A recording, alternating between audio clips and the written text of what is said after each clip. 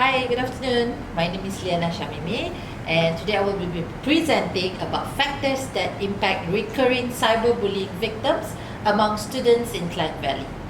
So first and foremost, I would like to introduce my topic.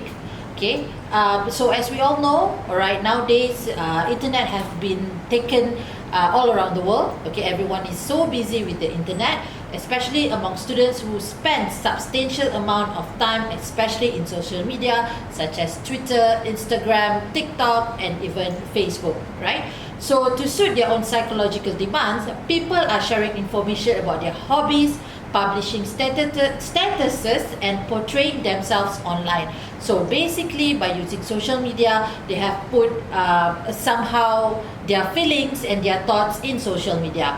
So according to recent data from U Report Malaysia 2021, 28% of the 6,953 young people surveyed, especially in Malaysia, say they have been bullied online, with 43% saying they've been bullied through online games, private messaging, and social networking apps like Facebook, Instagram, WhatsApp, YouTube, and Twitter. This research according to Raga in 2020.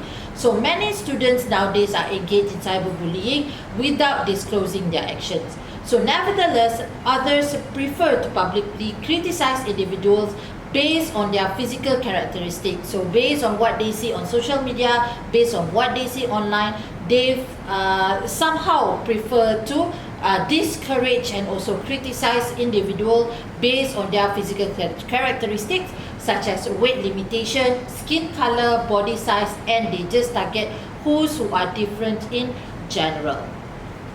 So next I will go to literature review.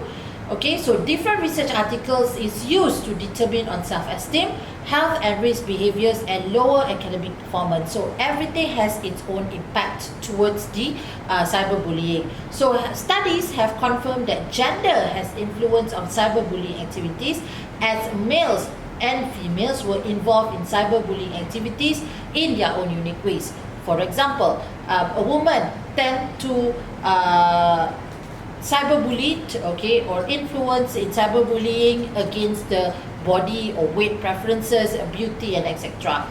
According to the number of studies, men are more prone than women to engage in cyberbullying because they perceive it is a way to gain and maintain popularity and project powers into others. This stated by Akmar in 2020. So based on the research, males are much more prone to somehow be devoted into cyberbullying. Depending on the journal study, there will also be a positive and negative association between the variables, which fits the idea of these topics, such as that there is a link between the variables which is not especially good or bad. So this is the conceptual framework. So cyberbullying is the independent variables, while self-esteem, health risk behaviors, and lower academic performance are the dependent behavior. Now we go to chapter 3, which is the methodology. So in this study, the method used are the quantitative. It's much more easier and it's much more understandable, and it's created through Google Forms. It is a standard questionnaire will be utilized, and this questionnaire are divided into numerous components in order to get the answers in regards to the study. Now we go to chapter 4, which is our findings, so we can see what are the results that has been gained in terms of the survey given. So based on the descriptive statistics, we have about 30 questions, and based on the normality test, skewness is actually acceptable, and kurtosis value is acceptable. So basically, those are in the range of -3 to +3. So both of the findings are acceptable in terms of the normality test.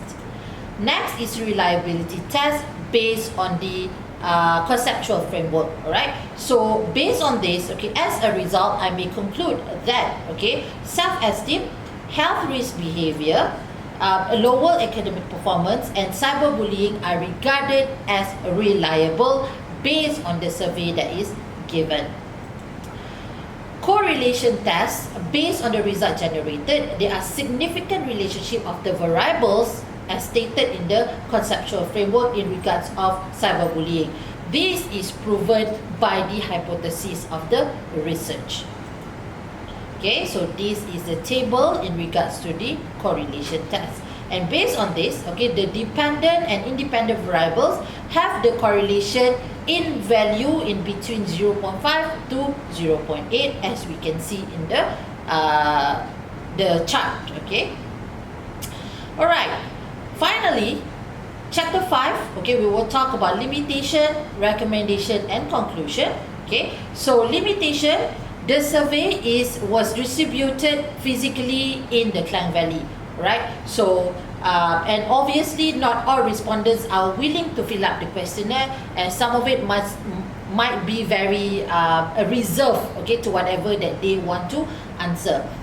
Based on the research, the recommendation, okay, number one, as we are growing into the internet and use internet quite often, we often forget that some things are better become private. So it's better that to keep personal stuff private. Yes, you may share whatever that you have whatever that you felt, whatever that you experienced, okay, but certain things need to keep private.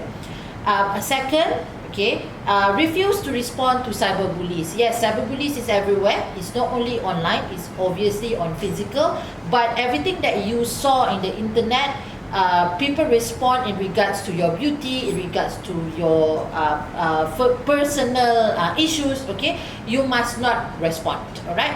And if the things are not true, you should be able to speak up and also seek for help if you feel depressed or stressed. Next is recommendation for future researchers.